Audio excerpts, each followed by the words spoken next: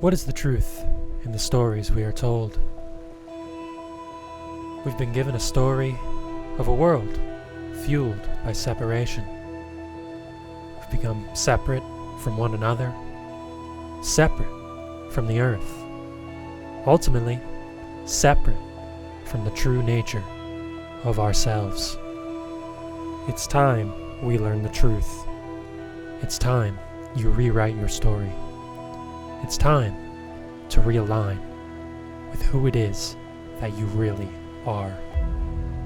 This is the fifth dimension. You are infinite and eternal. We are infinite and eternal. Our natural essence, we could say, is simply being. We have this awakening coming together as a perfect storm. We're ready for this. We have the capacity inside. We just got to find that.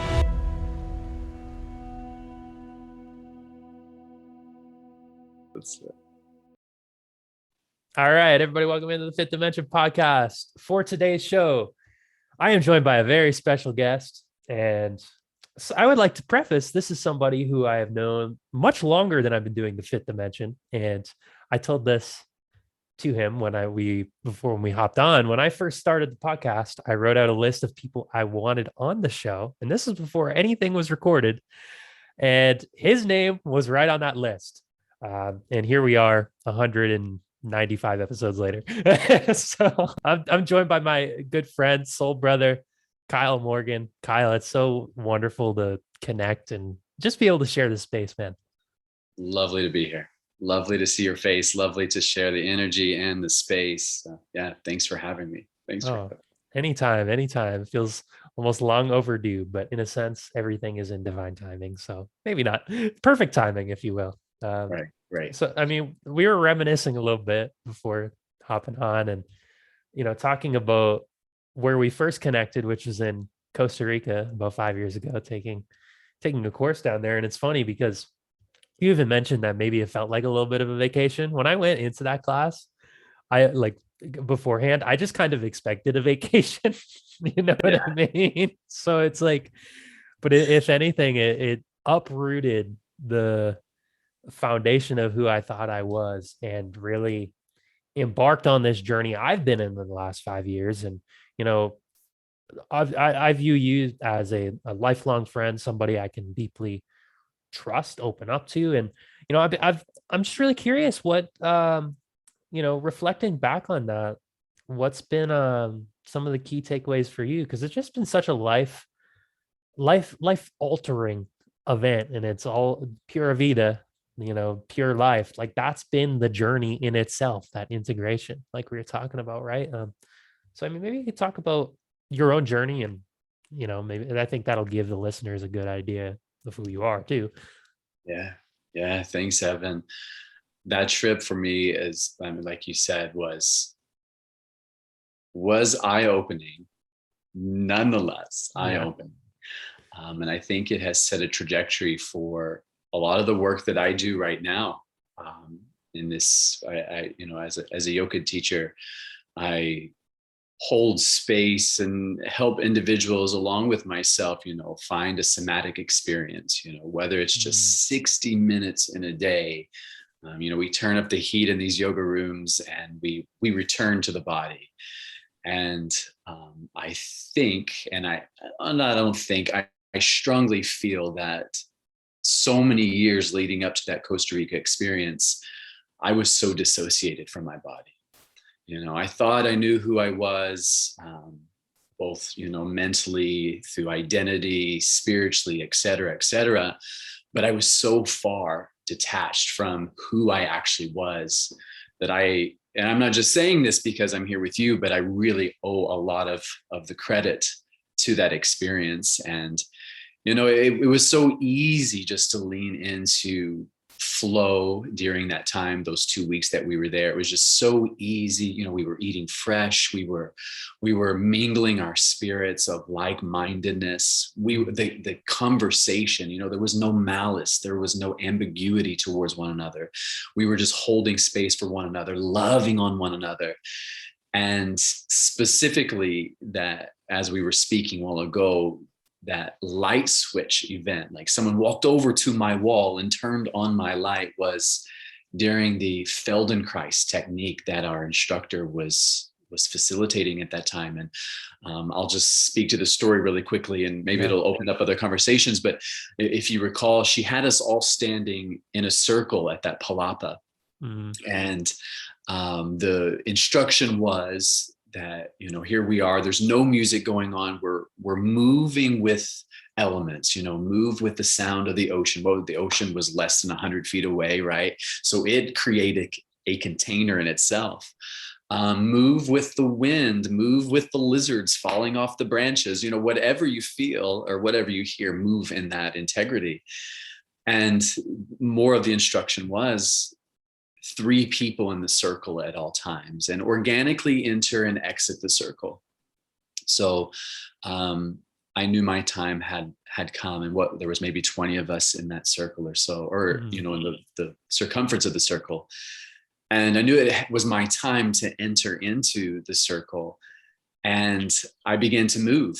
I don't even remember. It was almost like something entered into me, and I just enjoyed the dance, right?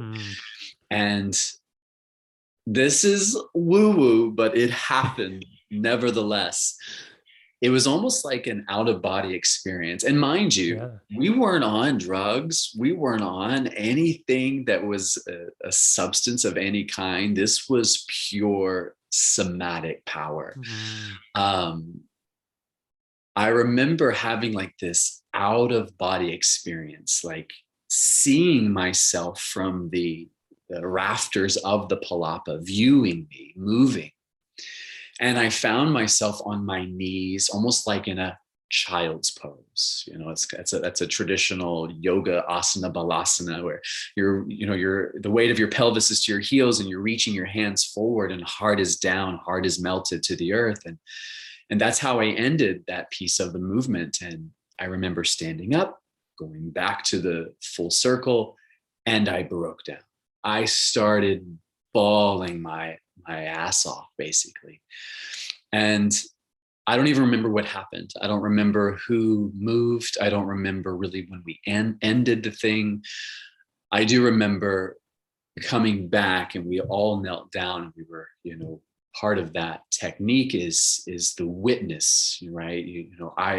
A movement in you resonated something in me, vice versa, right? And I remember the instructor calling on my name, and she said, Kyle, your movements really, really touched me. And it reminded me of a time where I was praying to God for him to take something away from me, and he wouldn't. And I had to surrender. And it was like, yeah, that was it. That was it. Because it too reminded me of a time where I was on my knees asking God to do, I need you to do this. I need you to do that. I need you to do this. I need you to take this away and provide this for me, yada, yada, yada. And somehow within that period of my life, and this is way before Costa Rica, when I was in that time of ambiguity against God, because he wouldn't do something, it wouldn't do something, she wouldn't do something. Yeah. I somehow like distanced myself from who I was, right? Because I don't know, it's a story of complication, and much longer than what I would want to speak to here. But in that somatic movement, that opportunity that I had never found before to enter into my body, one, through the power of the elements, in a space that was safety container, right? Or maybe it wasn't all that safe, right? Because it allowed me to face certain shadows. It allowed me to see parts of myself that I didn't really want to see before. So it was safe, yet it wasn't safe. I was able to approach my body once again and realize who I actually was. And there's so many details that I'm leaving out, but it was a profound moment for me that I was able to, identify Kyle in a manner that I had never identified him before. And just to conclude this story, after that experience, you myself and a couple of others, I believe our friend Ryan, we all walked to the ocean, right? Do you remember this? And we were standing there looking out at the ocean because we had just been hit with something. We all had an experience. My experience was different. Everyone's experience was so different. We had all been hit with an experience that felt like a train, basically. Yeah. A train had hit us. And Ryan handed me a rock without saying anything. And he handed the rock to me, and I took it, and he pointed to the ocean and motioned for me to throw it into the ocean. And of course, I mean, I chucked it as far as I could. And that, I don't even know if I know what that means to this day, but it felt good. It felt good to release something into the vastness of what is unknown and send it back to where it came from. So I think that powerful moment really, charged something within me, and it's been a step-by-step journey up to this moment, right? Of unfolding, of realization, of recognizing of who I am and the connect that we all have to the great I am. And that's so beautiful because, I resonate with that so deeply because, when I look back at what was my integrative experience from Costa Rica, what was that overarching theme? It's a sacred embodiment of who I am is what it opened up to me as well. Right. And that willingness to toy the line of safety and perceived danger, right? We were in that contained space where, there isn't going, like, if anything, the danger lied within our own perception of fearing that judgment or fearing what others may see. But the space was open for us to explore beyond what we thought was safe, right? Within that container. And so we could step into this level of authenticity and like pure divine expression that we always knew was within us, but didn't feel safe to express in the outer world because we felt the judgments or the pushbacks, right, from society or conditions, whatever it was, right? And that was really the first opportunity to step fully into that. And what's funny is I didn't know you before Costa Rica, so now, when I think of you, I think of somebody who is fully embodied in who they are authentically, right? And it was beautiful to witness almost like the metamorphosis of us as a group, because there was that profound shift. And I think it speaks to the nature of transformation as really what that trip is, and how we all have that ability to transform into who it is that we're meant to be, right? It's like the butterfly. And I remember the image of the butterfly being, and what's funny is I pulled a tarot card before this show, and I guess anybody who's listening will now see it too, but it was this card. Get out. Yes. So it's the theme of the show, like the metamorphosis, right? And that embodied sacred change of who it is that we're meant to be, and then flying free with that, right? And flowing with that dance, if you will. I think that's the dance of reverence. It's an analogy I've made over the last few years, but it's something that I've been embodying as well, flowing it out, all of it as this one big sacred cosmic dance, and trying to come back to that in moments where maybe the old stories or old conditions try and creep back in, or self-doubt or whatever it may be, right? Because those things, it's an unlearning process, kind of like we were talking about prior to hopping on the podcast. It's an unlearning, right? We have this magical peak experience for 2 weeks in Costa Rica, pure magic, right? And then we come back and it's like, okay, how do we integrate that? And it was, I don't know. I would love to hear about your integration process, because that's, for me, it's still happening, right? It's still that process of unlearning continues. Yeah. Yo, thank you for bringing the butterfly analogy up, or just the symbolism of metamorphosis, because it's exactly that's the baseline of this conversation, or of at least the experiences that we're speaking to.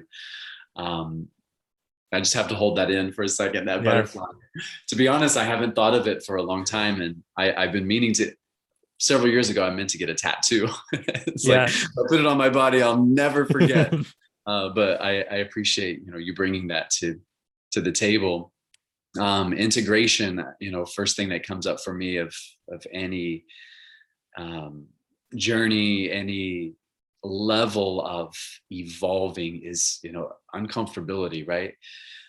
Sitting with things that scare, arouse, trigger, whatever adjective or whatever word we would like to label. Being able to sit and to observe and to then apply whatever comes out of that uncomfortability, just like the butterfly itself, right? When it goes into its little cocoon, I wonder if it knows how long it's going to be in there. I'm sure its spirit does, or the essence of who it is knows how long it's going to be. But I imagine it's a dark, uncomfortable, it's almost like the womb in itself is restricting, but it's just before the opening, before the light comes in, right? And so being in that space of solace and isolation resonates with me, because that's what's happened the last, between Costa Rica and now. I've experienced some of that, and a lot of it has been unspoken. Yeah. A lot of this journey, when it comes to, I'm going to speak to the lone wolf for a moment. I both resonate with it, but I also hate it. Me too. Right? Because it's one of those things where I think we're moving in a time where we don't need any lone wolves, right? That time has come and gone. Find your pack, move with force, move with power, and know what your drive is. But there is that situation, there is that journey sometimes where it just inevitably happens. And I feel like, the last couple of years, that was me, right? There was this time where I separated myself from this movement of friends, of family, of calling, and really needed to figure things out for myself. And that integration process, over the course of the last 5 years has been high and low and here and there. But one thing I would speak to is, about a year ago, I had an interesting revelation, if I could call it. After the lockdown, et cetera, I found myself living in a situation that was pretty toxic. Here in Boston, I had these housemates, and there were, lots of drugs, lots of alcohol. Let's just say addiction was running rampant in the household. And it was a slippery slope for me, because it was easy. It allowed me the space to not face any of those fears. Right. It allowed me the space to not integrate shadow, right? It's really easy to lean into external forces, right? And I realized that I woke up one morning and I realized that I can't continue doing this. I literally cannot continue doing this with my life. It started before the lockdown. It heightened during the lockdown, and it was increasing with severe momentum. And so I said, I'm tired of being sick and tired, and I needed to get away. I needed one of those other experiences where the universe would speak to me, God would speak to me. I just needed a sign, right? I was tired of lone wolfing it. And I bought a plane ticket and went to San Diego. There at this time, I had looked for like some retreat centers, et cetera, but nothing. This was a year and a half ago, whatever. And still things were, lockdown, whatever, mandates were being enforced. And so I was like, I'm just going to retreat myself. I'm going to go into San Diego, get away from this toxic bullshit, and just here. I'm going to turn my phone off, stop all social media, whatever.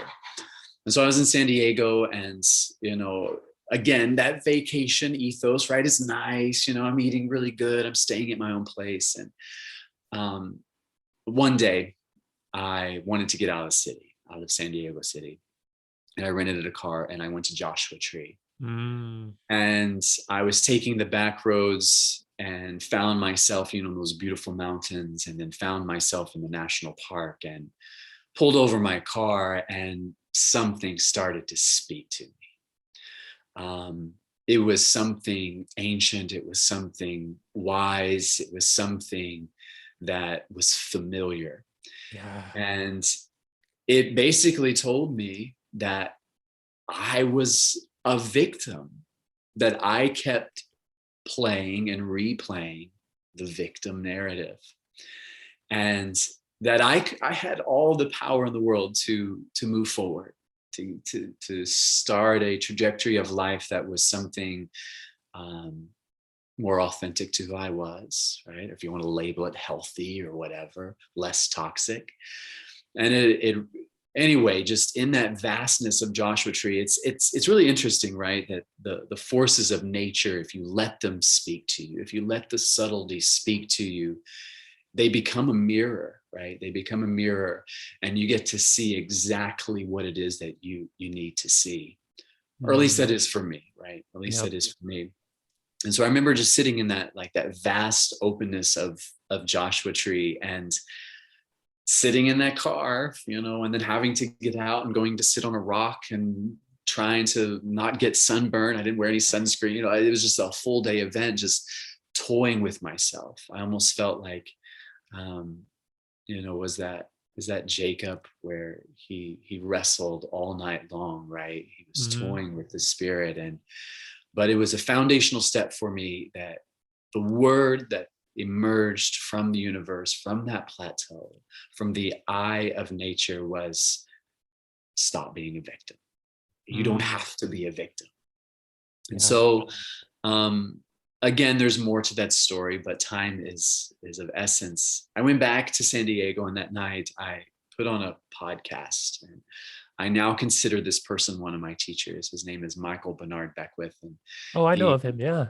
Such a phenomenal speaker. He has the Agape Center in LA. And the very first podcast I listened of his was The 4 Levels of Unfolding. And what is the first unlevel is, you are a victim. Stop being a victim. Most of us in this life, we walk around with the same stories, the same circumstances, the same burdens that your parents and your grandparents and generation after generation has carried. It is time to break the paradigm, or to shift the paradigm. And by doing so is through the second level of unfolding, right? That is through manifestation. What is it that you want? I remember sitting in that little apartment in San Diego, and it looks like a lot of like my apartment right here now in Boston, saying, I want this. I want a space where I could practice, where I could read, I could have friends over, I could have my plants, that I get to invite whatever energies I want into my space. I want this. So I started to visualize. I started to take down notes as I was listening to this podcast. And the power of manifestation is pretty powerful in itself, right? But it doesn't come without action, right? There is action that's involved. There's integration that's involved. There's uncomfortability that is involved. So stepping out of victimization and into manifestation, coming home from San Diego, I started to do just that. I started to set a fleece before the mother spirits. I started to pray. I started to seek. I started to build mentorships. I was no longer the lone wolf. I found something that created a sense of belonging, which was already inside, but I don't know, I just needed something to enhance that, right? Yeah. Through the power of manifestation. And then, I can't say that I am fully in level 3 and 4, which level 3 is surrender. I'll say that I'm in surrender, that where the blessings of life and the the tumultuous downpour of goodness that God can bring, that the I am can grant you, you surrender to it, right? Without any attachment. Listen, I'm not to the point where I have absolutely no attachments, but I believe I'm in a space of both manifestation and non-attachment, right? Yeah. Where I really appreciate the flow that's going on in my life, but I'm also open to, hey, this could change in a heartbeat, right? And so victimization into manifestation, manifestation into surrender, and surrender into being. Yes. Get to a place where you are just exactly what you are.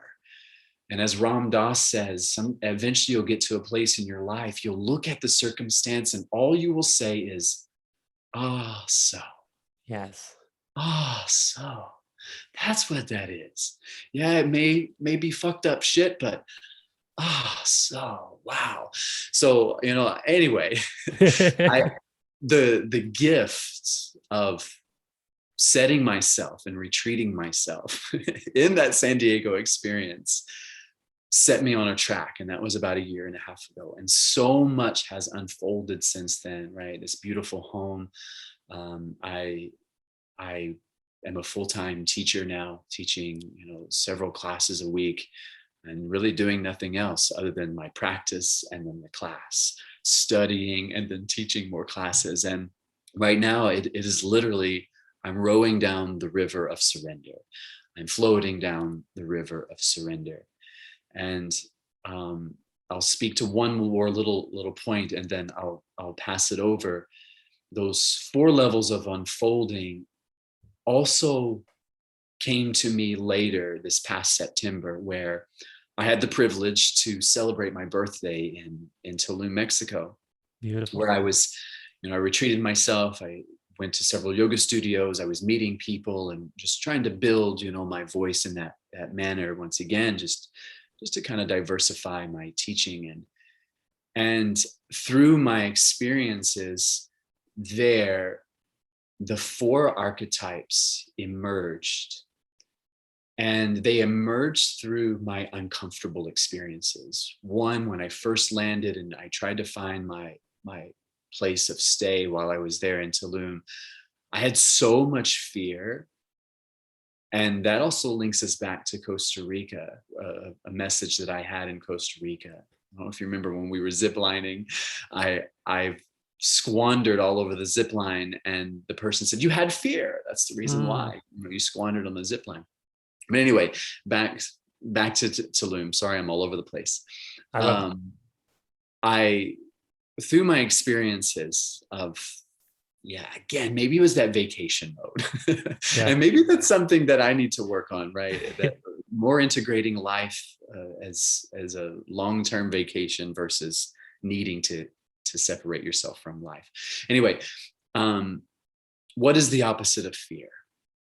What is the opposite of fear? Love, right? That was the very first archetype that manifested for me several months ago, was the lover archetype, and how it was essential and pertinent to me in this point of my life where I really needed to tap into the lover.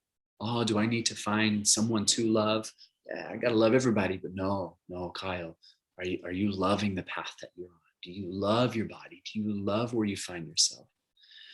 And taking that second level of unfolding as the manifester also resonated through me through a book that I was reading during that time, which was that child book, The Alchemist. Of, okay, that's the second level unfolding. That's the second archetype, the magician, right? The alchemist. Begin to manifest what you want in your life. And then that third level of unfolding, surrender. Now, surrender doesn't go without boundaries. Surrender isn't mean I give up the fight. It means I know the boundaries. I know who I am. I know both sides of the river, the bank of chaos and the bank of rigidity. I know the banks of the river. I know my boundaries, and I'm going to go with it. right? I'm going to go with it. I'm going to fight for what I need to fight for. And for me, that was that third archetype of tapping into the warrior, right? Yeah. The warrior. And so during that trip, here I am, I'm calling on the lover, I'm calling on the manifestor, I'm calling on the warrior. And I came home and I was journaling and I'm like, well, what about the fourth level? What is that fourth level of unfolding? Be. What does that mean? Through the lens of the archetypes, what can that be? And it dawned on me one day. Just one day I was sitting here and I don't remember what I was doing. I probably after a practice or something. Usually that's what things emerge in my mind is after my practice. It's the sovereign. It's the sovereign, right? I mean, when you have the layout of the land, you manifested what you can. You've integrated love, you've integrated fear, which is also AKA shadow. You've got the warriors, you know the flow, you know the boundaries, you know the limitations, you're doing what you can, and you're just being, you're looking out across your land, what you have created. That is the sovereign archetype, right? That is the king. That is when you can step into the power of be, right? And you're cool with it. You're cool with it. Yes. So that's what I'm working on here of late. Is really initiating and lighting the fires under those voices within myself. So I give gratitude towards our experience together where it was initiated 5 years ago, and to speed up 4 years later where I needed to really figure out where I had misstepped, and that was because I had been living in victimization, and victimization then unfolded to all of these ideas, and now they're just blossoming like fruits, like something new, something different, something powerful and essential. So I know that's kind of all over the place, but that's how I've been integrating my experiences here of late. That is so beautiful. And there's so much that I resonate with and could speak to, and I guess I'll start where it's funny that you brought up Joshua Tree as the place to find that solace, because that's exactly where I found it as well. On 2 occasions, I went to Joshua Tree 2 months after the Costa Rica trip. I was there, and I had that voice come in where it's like there is a vast, infinite awareness, a vast, infinite exploration. And I was sitting under the stars looking out at just the landscape, and I was like, wow, this is like an infinite game. Like I like there's so much to embark upon. And I sort of felt like the fool, if you will, where there's so much for me to go down this path and learn, but oh, what a beautiful journey it will be, right? And and it really, since that moment, it's been a continual unfolding of the world opening up to me. But there's the moments. It's interesting because I heard that the word Israel, for example, means to wrestle with God, right? The Israelites wrestling with God. That's the exact phrase. And I feel like that's what we continually do, right? And through up until that first Joshua Tree point. And really, it's interesting because until I went back there again, and this was recent, this was, I'd say November. So it was probably right around the same time you go into Tulum, right? The November. And I was there and I got that message of like, what you don't need, I don't even know how to phrase it really. You don't need to maintain some sort of image, some sort of standard, some sort of idea of who it is that you think you are. Like you need to surrender more deeply, right? Because I was on that. I felt like I had always been on that lone wolf path the last 4 years prior to this past November, in a sense, right? Where, I have those moments of beauty and friendship and community, but it was a solo mission, right? And as in Joshua Tree, it's like let go of the need to maintain this ego structure, this identity, this attachment to a very specific outcome of what it is that you're trying to do. Like, what is it that you're trying to do? You're kind of moving unconsciously, right? In a few different ways.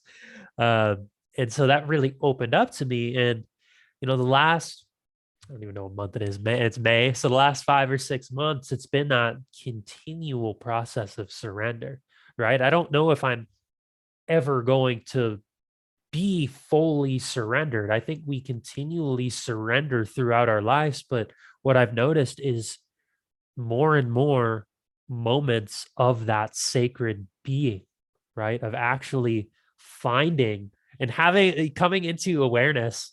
Like, I might notice just for a moment, wow, I'm just here.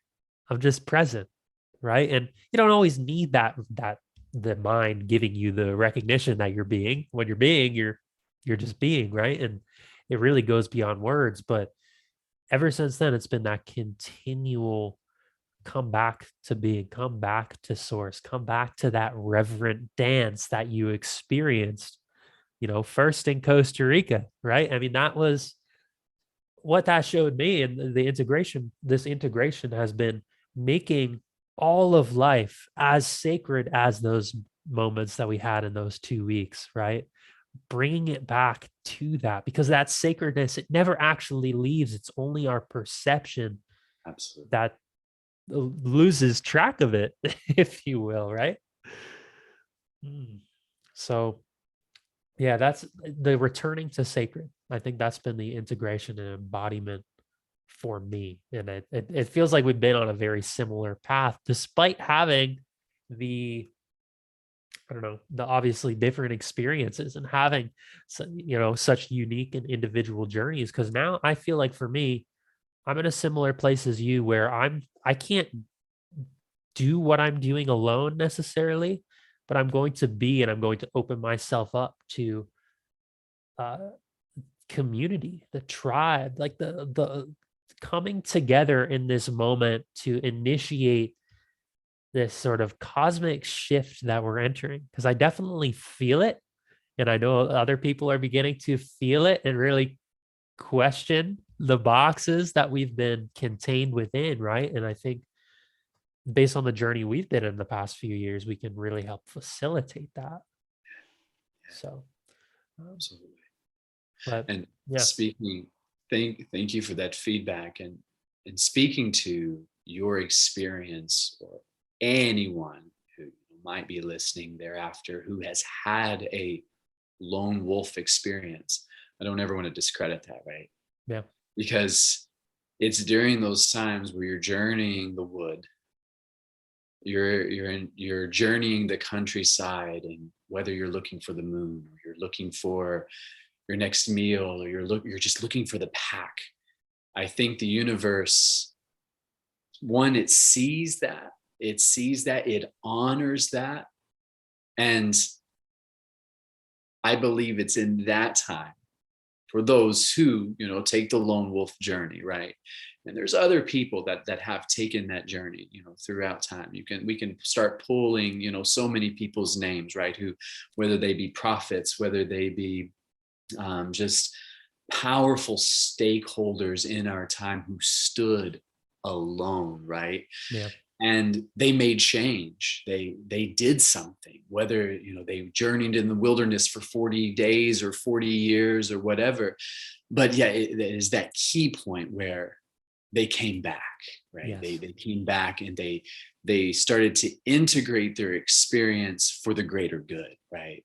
They found like-minded individuals. They sought the eye of the mother, and they tried to, not only tried, but they did something, right? They did something with what they learned, right? So I don't ever want to discredit that, and I honor your story, and shout out to Joshua Tree. Right. I think it's. I was just watching something the other day on. It's that network Gaia. I love Gaia. I've been watching a lot of it lately. It's sick. And it was talking about, I think this one was called the Moses Code. Really, really interesting, where Moses, was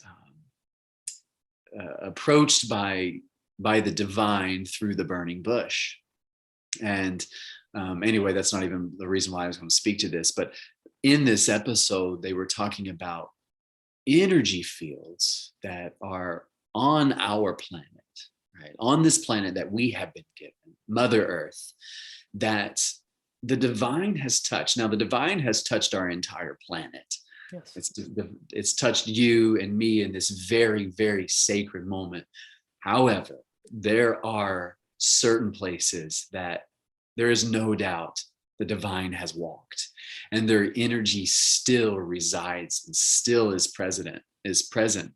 And I think Joshua Tree is one of those places. There's something about it, right? I even think about, going back to our Costa Rica journey, where we took that labyrinth experience.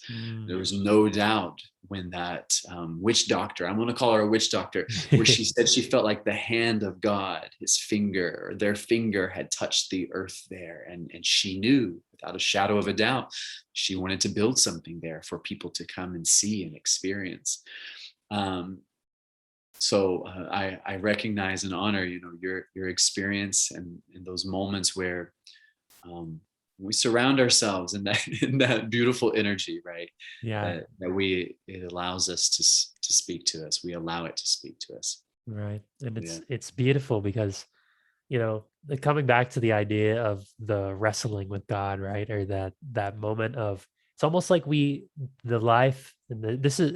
think what we're speaking to overall is that concept of the hero's journey, right? And going upon that, that path to find this elixir of truth that we can give to others, right? And we have to go through the trials and tribulations and really experience that death of the old self to be rebirthed into this new way of being, right? That metamorphosis, like we were talking about earlier.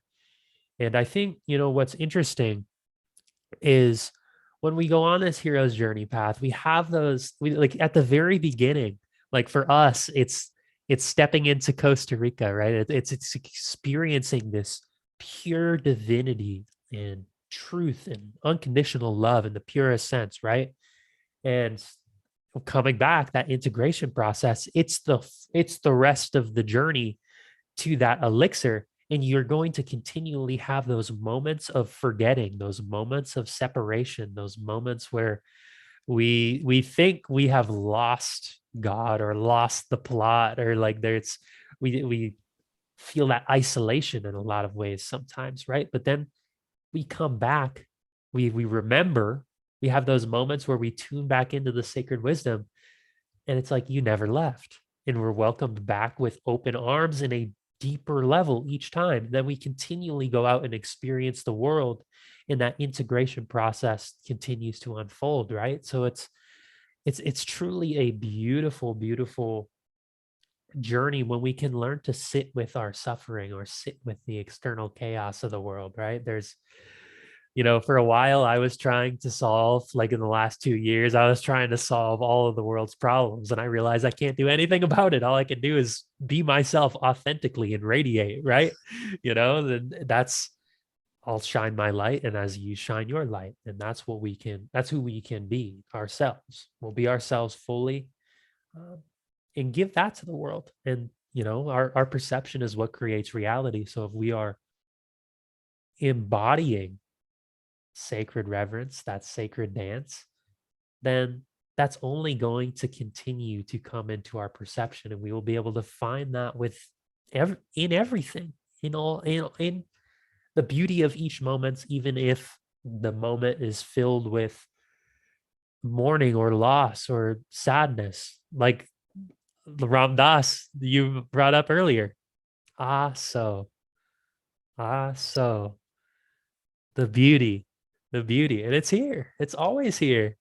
And so it's such a beautiful journey to be embarking upon. I almost don't have words for it or a way to turn that into a question or give a summary point. Like that's like, I think people, we get lost in a lot of our illusions. We get lost with identifying with what the story society tells us or what we think we are supposed to be doing, and we lose track of being. So we can, well, I think what we need to do now is just focus on that being, in that reverence, in finding that in each moment, because that's going to be the essence, I think, of this direction that we're moving in. Because I think a lot of people are recognizing the illusions of doing, and they need a place to turn to, right?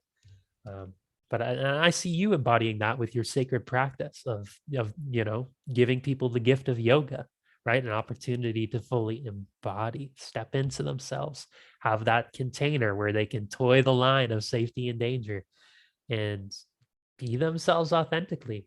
Maybe I think there's a lot of people, and I could certainly speak to this, where they never have, at one point, it felt like you had never been in a space where you can be yourself authentically, right? And I think people so crave and desire that, um, but they don't know where to find it, or they don't even know what being themselves authentically would look like, because it's so heavily repressed. Um, but I think you provide space for people to explore that, which is truly beautiful. And I mean, I'm sure you've seen that, in teaching students, and being in that sort of space, like the continual transformation that others are going through. Right, right. And just to harness what has been said and what you were saying, and integrate that into, what I do, or what I offer in a yoga room, is what's coming online for me is we are restless. We Yeah. are restless. And whether that be one cause or the other, right? It's probably multifaceted, whatever the cause is. I see that in the yoga room, right? Where whether you're standing in a posture, a warrior posture, for example, the archetype is right there in this asana class, or whether you have finalized this 60 or 75-minute practice and you're down towards the very end of corpse pose, and so many people cannot find rest. They're restless, and it's a highway of thoughts in their mind. It's even outstretched into their body, to where their body doesn't even know how to find rest, right? And so some do. I want to say not everyone is restless, but that's what the space is for. It's to bring that weary soul, that restlessness mentality, and find peace, find equanimity, find a sense of, this is my stance, this is who I am in this moment. It's 105 degrees in this room and I'm sweating balls right now. Here I am. I know who I am. This is the moment. All I've really got right now is my breath. It's here one moment, it's gone the next. Yeah, I've got a neighbor over here, I've got a neighbor over there. We're in this posture, and we're going to hold until the teacher tells us to, to come out of it. So I believe that is exactly what the asana room is for me, and what I try to at least hold right now in my part of teaching evolution is come in with your restlessness. It's okay, and let's integrate rest. And I believe that's exactly what we're seeing in a collective, right? Is a restlessness, whether that be an illness, a war, people's feathers being ruffled because some guy bought a social media platform. Right. It's so many different things.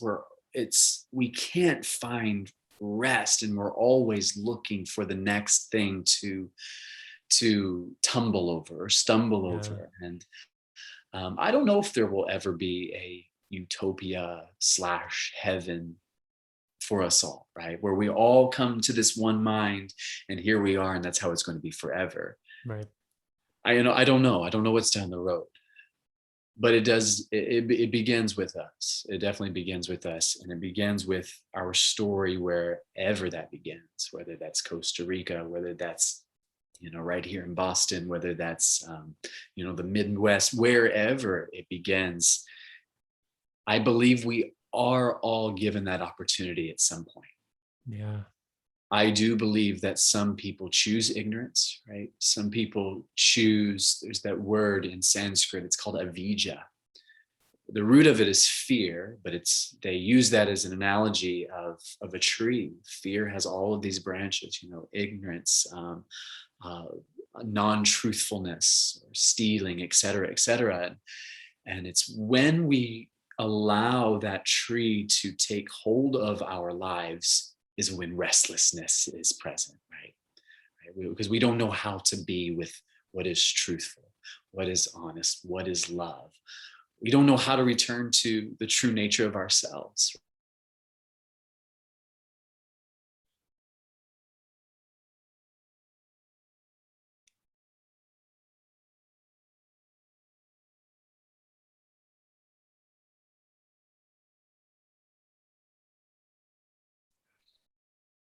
You froze for just a second. Yeah, you froze too. Well, I guess I got a little note on my thing. Your internet connection is unstable. Oh no. All right. I think we're good now though. But you cut out in the middle of what you were just saying. I don't know. Yeah, I was just circling it back to to what I offer in a yoga practice is coming back to true source, right? Yeah.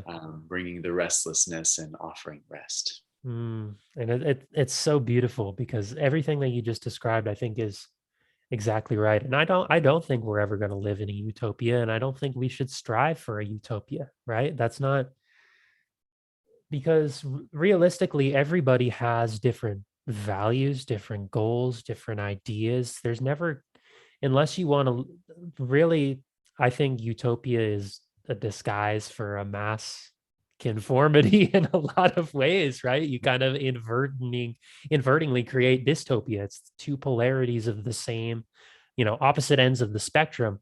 Spectrums aren't linear, they're circular, they're a circle. So you come back to that same point, right? So I think if anything, true freedom, true love, all of that, that comes back to the willingness to be ourselves, hold unconditional love for that, and then release those branches, like you were saying, of that tree of fear, whether that be judgment or the need to impose like your will, right? Kind of being the child tyrant. If we're looking at like the king energy, right, where you have that need to control out of fear. So if we can surrender those, we don't create utopia, but we create a recognition that we are all sacred and that we can work together and live and honor all of our unique expressions while still having that higher ideal that we're all, working towards, or all recognizing that we're a part of, right? And I think that's what I personally, and I feel called, and my role here is to guide and teach. And it's interesting how that manifests in different forms, right? I mean, I've worked in schools, but I've worked individually with people, and I do a podcast, and that's a form of teaching in a way too, right? So it manifests, but remembering that sacredness in embodying self-expression fully, that's feels like my role here. And it's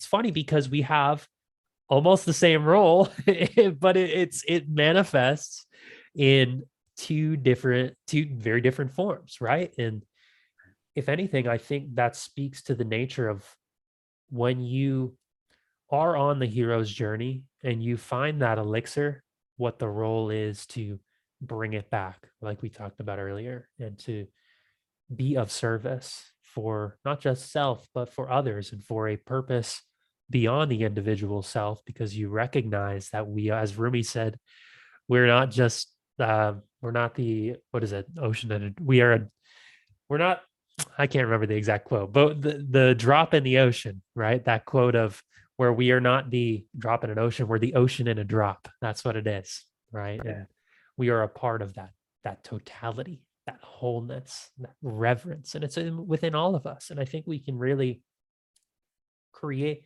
I think the times we're living in, that restlessness that you described,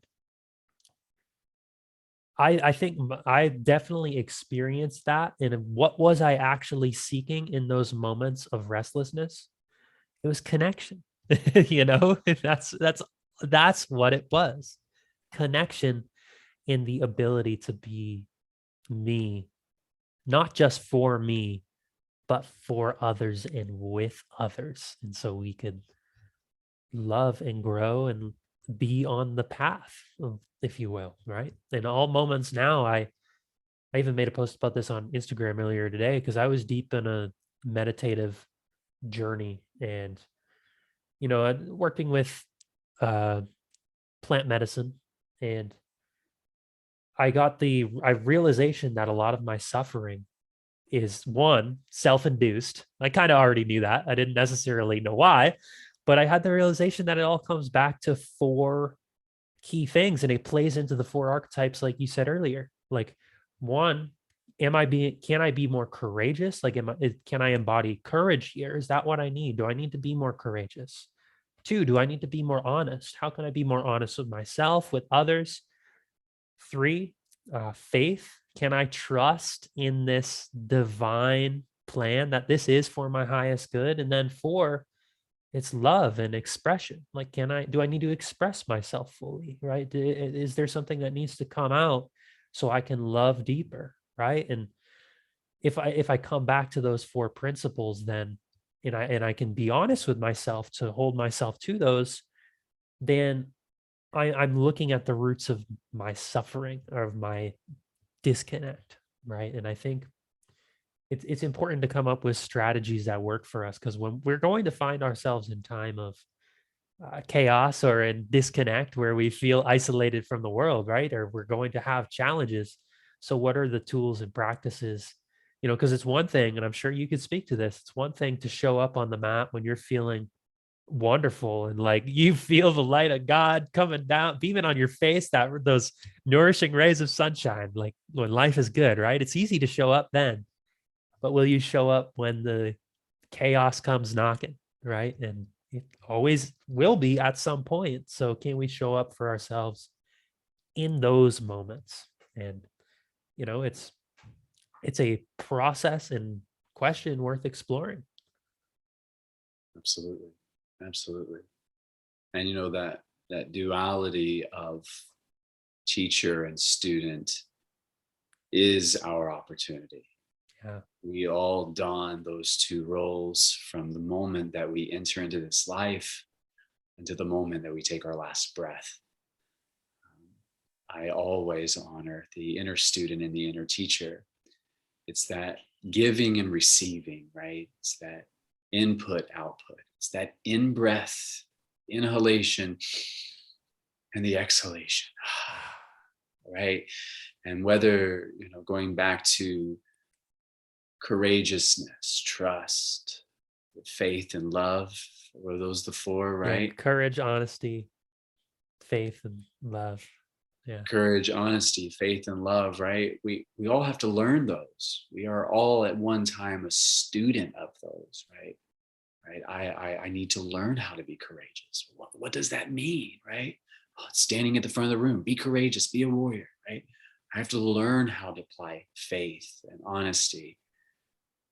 We have to learn how to love, and learning how to love is usually through the facing of shadow, through the darkest of times. And I don't think that student part of ourselves ever dies, right? We're always in that. It's that evolving part, right? Yeah. How can I become a little different? How can I become better? How can I become more courageous, etc., right? And then there comes a time where someone comes knocking at your door and they're, Evan, I need a little faith. I need a love. Will you teach me? Will you show me how to do this? Whether that's, individual, bi-directional, or if that's to a group of people, whether that's through a podcast, right? Yeah. That role is interchangeable through the full capacity of our lives. And what a gift, right? What a gift that we get to play both roles and really, really lean into both roles. I don't ever want to get to a place where I know it all. Yeah. Where I have nothing else to face, where I have nothing else to learn, or I don't ever want to get to a place where I think that I have it all, and therefore I'm more output, and then there's nothing coming in, right? So you can't have the inhalation without the exhalation, and you can't have the exhalation without the inhalation. So it definitely starts with us, and hopefully it ripples out far and wide. Absolutely. Well, what you're doing is rippling out far and wide. I mean, even just as a visible presence on social media, the resonance ripples out, right? So I can assure you that you are embodying that truth. And I think it can be nice to receive that assurance every once in a while, like not for ego purposes, but to know that, we do make a difference in this journey. And anybody who's even listening to this who resonates with these ideas, just the willingness to explore that. Yes, you're the student, but there will be a time where that teaching comes through, whether you're raising a child or you simply lend a helping hand in the time of need, right? It comes through, and it's that learning always transforms the metamorphosis into teaching, and then you learn more and you teach more. It's a never ending game, right? And so much beauty in that. So much beauty in that. So Kyle, were you gonna? I didn't want to cut you off there. I just said absolutely. Mm. Pura vida. Pura vida. Pura vida, pure life. And pure life. So I know we're a little over an hour. You got a class that you're going to be teaching soon, so I won't hold you for much longer. But it's funny how this hour literally just flew by, because I feel like I just started talking to you a minute ago, and here we already are.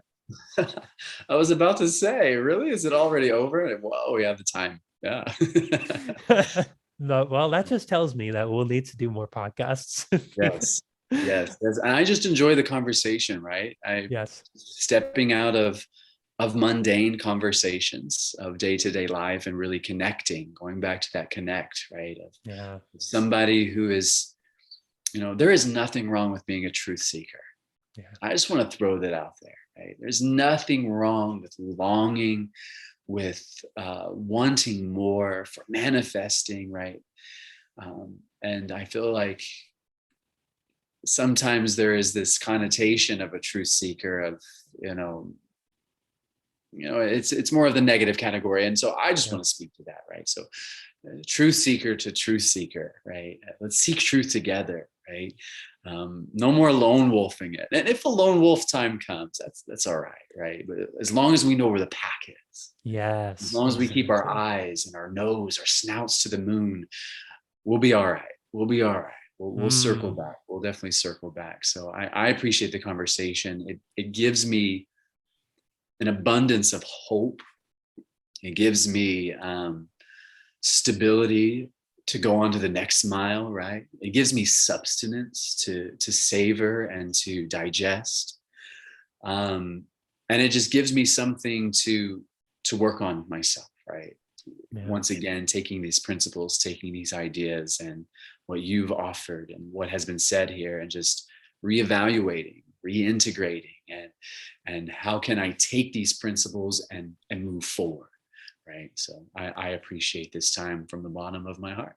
Oh, and I do as well. And I was about to say, I'm about to go through that same process. The integration of the conversation for me is like, it's amazing to engage in the conversation, but the lasting impact of it shapes everything I do moving forward. And it's funny because I look back at the shows I've done over the last 2.5 years, and I can actually see the direct impact each conversation has on the next, and how that integration process is forever ongoing, right? And it's such a beautiful journey to embark upon. And speaking on the lone wolf, like you said, I think we'll always have those lone wolf moments, but let the pack know you need a lone wolf. You need to go on a lone wolf moment. Communication.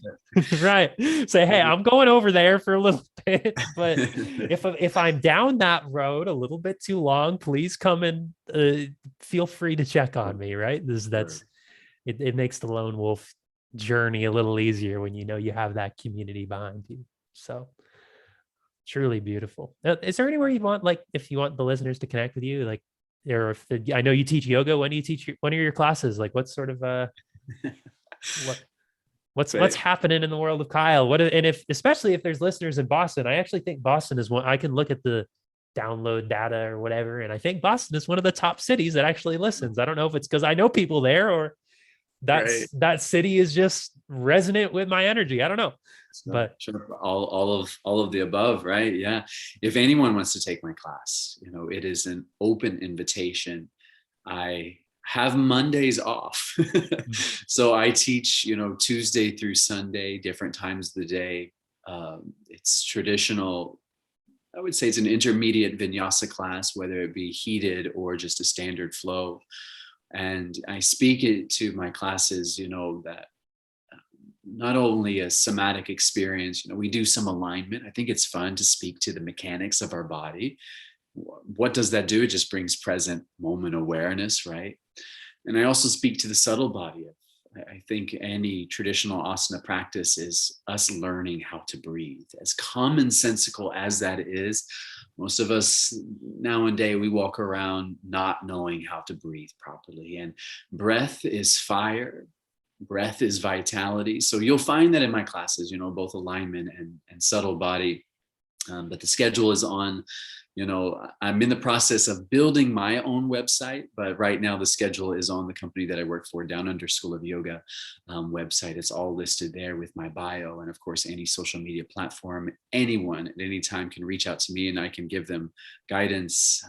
I would even be happy to offer complimentary classes, for first-time practitioners with me. So those would be my points of contact.